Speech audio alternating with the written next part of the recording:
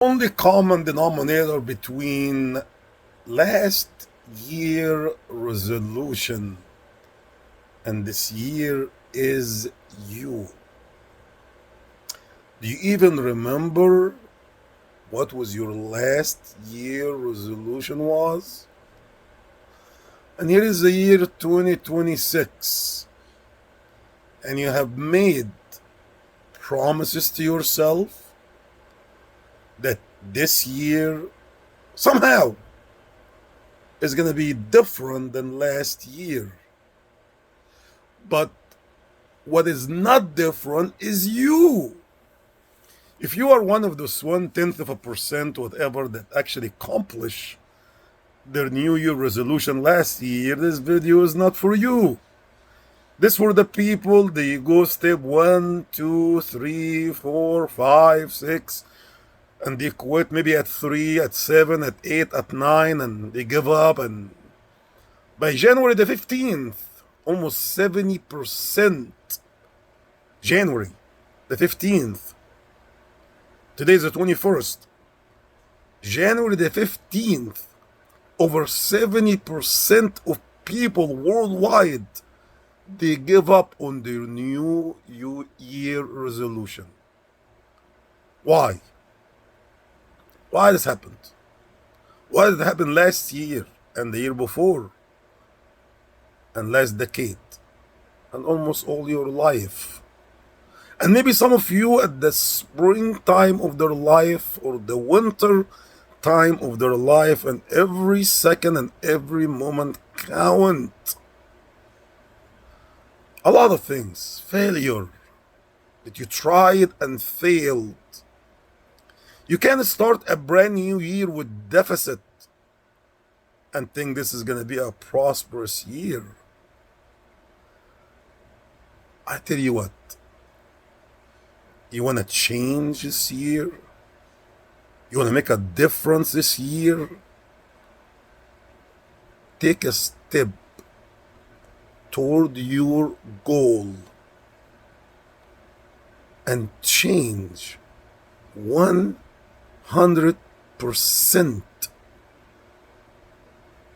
Just one of 100%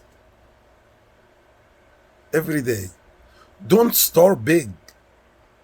Like some people tell me, I'm gonna read my Bible every single day for 1 hour.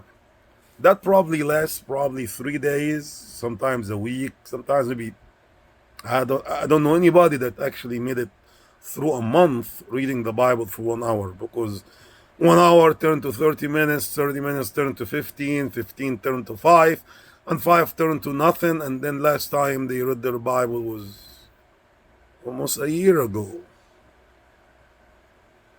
I would just listen on it on YouTube before I go to bed.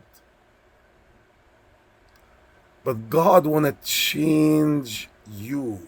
You know why He want to change you? Because the more you change who you are, the more you get to know Him. The more you love Him, the more you love yourself, and the more you love others. What about having the New Year resolution as love? Just one word, that I'm gonna love my family. I'm gonna have a progress in showing that.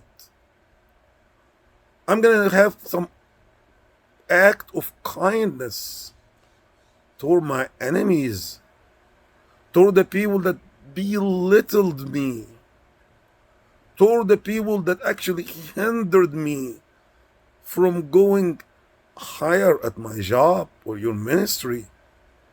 What about starting with love, to forgive yourself and forgive the one that accused you and you are totally innocent or maybe guilty? What about having a progress in knowing other people and not as all about yourself? What about having a progress about knowing who you're following? I'm telling you, Christianity is not easy. If it's easy, everybody would have went to heaven. Christ even told them, "Get away from me, you hypocrite." Oh, hold on, Christ. Hold on. Hold on. They don't know what we did.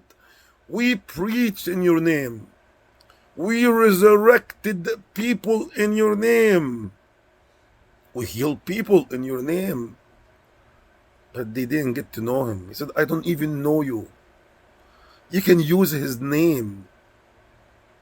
But it's not what Christ came here for. He came to reconcile you with God, reconcile you with yourself, and reconcile you with the world that you live in, knowing that the road is narrow. The road is not easy. Having a New Year resolution toward things that it is not everlasting is not going to do much good for you. It might give you a buck or two in earth, but it's not going to change your heaven. It's not going to change your eternal life. And let me tell you this here, because a lot of people think money is everything. Money can move a lot of things around. Money is what we buy and sell and trade with. But you know what? It is not what you leave for your kids. Listen to me. It's not what you leave for them that count, my brother and sister. It's what you leave in them. Have you left seeds of forgiveness and love? What is your New Year resolution? It's all about you? You are mistaken, my friend. The Bible said, who did not have mercy, who did not spare his own son, how he cannot gonna give you everything else with it? He wanted to seek his righteousness. He wanted to get to know him. He wants you to close your stinking door and tell him, God, I am lost and I want to get to know you. Believe me, the glory of this life we're living in is not worth it. When the day of judgment come, maybe the New Year resolution for 2026, when you decided that this year you're gonna love and forgive and get closer to God and get closer to yourself, getting to know who you are, what you're about. What is it? What is your mission in life? Why are you here? Those are the right questions to ask. Stop asking for materialistic things that will end. Because I promise you, when my father wanted to be with the Lord, he had nothing. He's a millionaire, he had nothing. Zero. Say working 7 days a week, working his butt off. But when the day came and I looked at him, he had took nothing with him.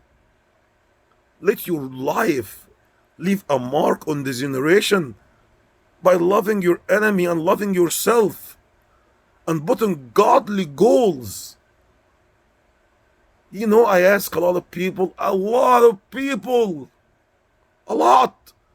not one human, including people say they are the follower of Christ, said my goal for 2026 is to bring 100 people to Christ. Not one. Can you be that one?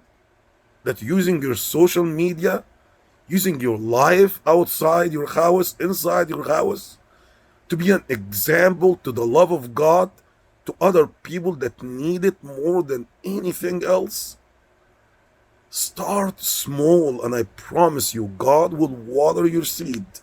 And before you know it, you will live abundant life, a life full of joy, peace that you've been seeking for years.